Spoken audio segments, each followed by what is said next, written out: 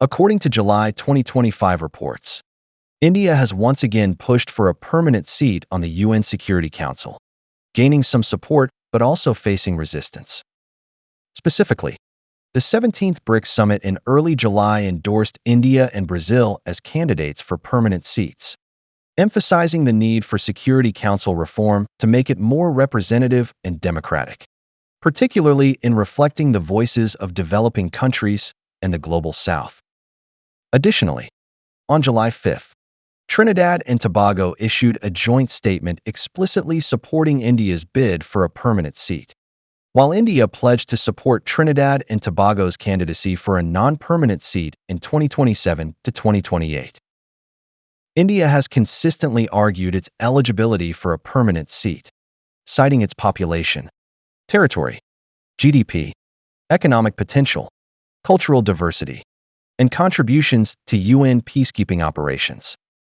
In 2024, the G4 nations, comprising India, Brazil, Germany, and Japan, proposed a reform plan to expand the Security Council from 15 to 25 or 26 seats, adding 6 permanent and 4 or 5 non-permanent seats. The US, UK, and France have repeatedly expressed public support for India, but progress remains stuck in discussions, with little chance of a breakthrough in the short term. First, as long as China remains on the Security Council, India can forget about becoming a permanent member. The reason is simple: mutual dislike. Understand? China not only refuses to support any of India's efforts to elevate its international status, but will also keep delivering slaps to India's face. If China finds it inconvenient to act directly, it will let countries like Pakistan continue the slapping. Let me ask everyone, if a country constantly claims it is stronger than yours, can easily defeat you, bans your country's apps, seizes your country's businesses, and aims to replace your country's position in the global division of labor, how would you treat it? Would you not treat it like a snarling stray dog and brandish a stick? Yes, the Bharat Empire is exactly such a clueless stray dog, unaware of its own strength and status. A backward nation easily defeated by Pakistan, with the dirtiest streets, the most impoverished population, and the highest illiteracy rates.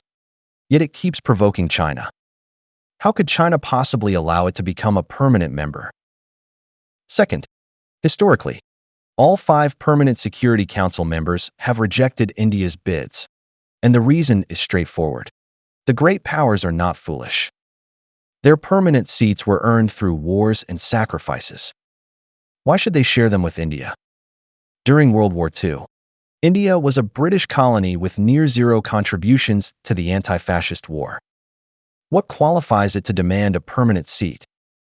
What has it contributed to the UN? Does boasting at the UN make it a global power? If India is dissatisfied, it should challenge the 5 great powers, defeat them, and reshape the international order with strength. Otherwise, it should stay quiet and make less noise. Others fought and bled on battlefields against fascism while you were doing yoga and bragging. Then, when it's time to divide the cake, you show up. How shameless can you be? Does the Indian dictionary lack the word shame?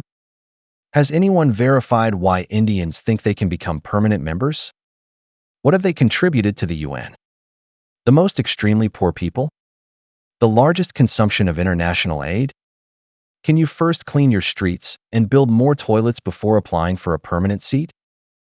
According to official UN data, the 2023 to 2024 regular and peacekeeping budget contributions for major countries are as follows: the US 22%, China 15.25%, Japan 8%, Germany 6%, the UK 5.3%, France 5.3%, Russia 2.3%, and the Bharat Empire 1%. How dare you apply for a permanent seat?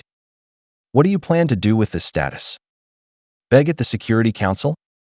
Honestly, your Foreign Minister Jaishankar wears tailored suits, yet hundreds of millions of your citizens lack toilets. Don't you feel ashamed? All we see is Modi and his cronies spending vast sums on expensive weapons, Yet you can't clean the Ganges or teach people not to defecate on beaches. What qualifies such a country to be a permanent Security Council member? Even if the council expands, Japan and Germany would get the chance, not India. Third, would becoming a permanent Security Council member make you powerful? The US, Russia, and China, when their national interests conflict with UN resolutions. Do they care about the UN?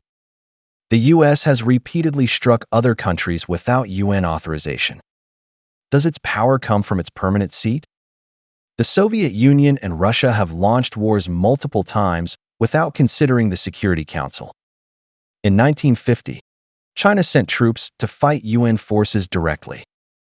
Was China ever afraid of the Security Council?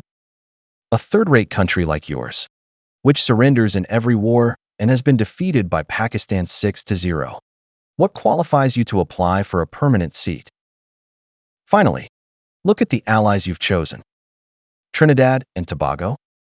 Even someone like me, who always scores perfectly in geography, needs to think hard to locate that country on a map. It supports your bid for a permanent seat? Why not just issue a statement proclaiming you the world's top superpower or ruler of the universe? Why set such conservative goals?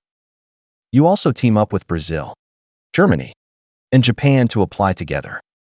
If the Security Council's permanent seats expand, these three countries will undoubtedly rank ahead of India.